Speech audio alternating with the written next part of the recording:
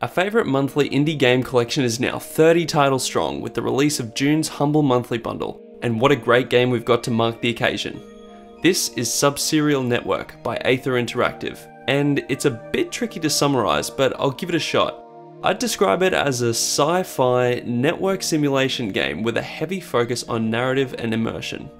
You play as a special agent tasked with tracking down the leader of a group of synthetics, robots that live alongside humanity, that have been illegally modifying themselves to communicate off the grid.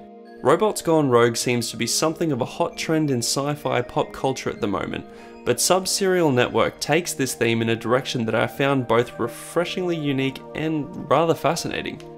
When I mentioned that there was a heavy focus on narrative and immersion, I wasn't kidding. The main gameplay component to Subserial Network is your interaction with an in-game web browser and various system windows, similar to something like 2015's Hacknet, which is displayed over your desktop. You'll be using this browser to visit in-game websites, read emails, and chat with characters as you try to track down the leader of this rogue group of synths.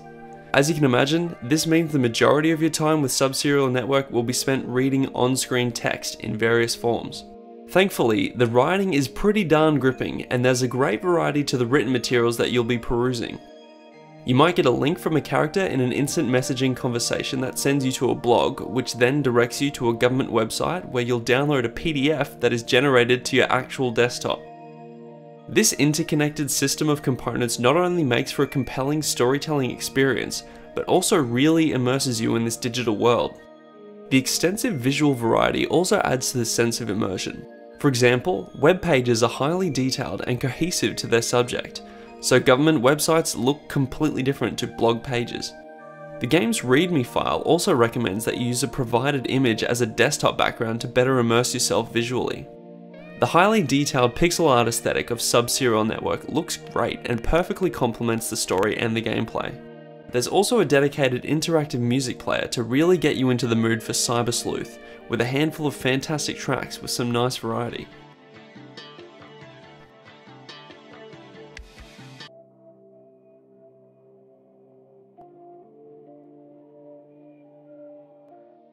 Subserial Network is a game that you want to take your time with.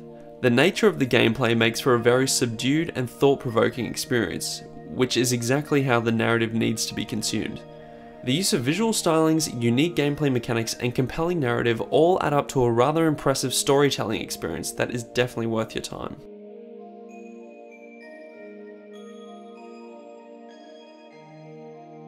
Hey everyone, thanks for watching the video. I just wanted to give a quick apology for how late this video was to get released. I've been overseas for the past 3 weeks, so I couldn't get the video out until now. In hindsight, I should have said this at the end of last month's video, which I'll try to keep in mind for next time.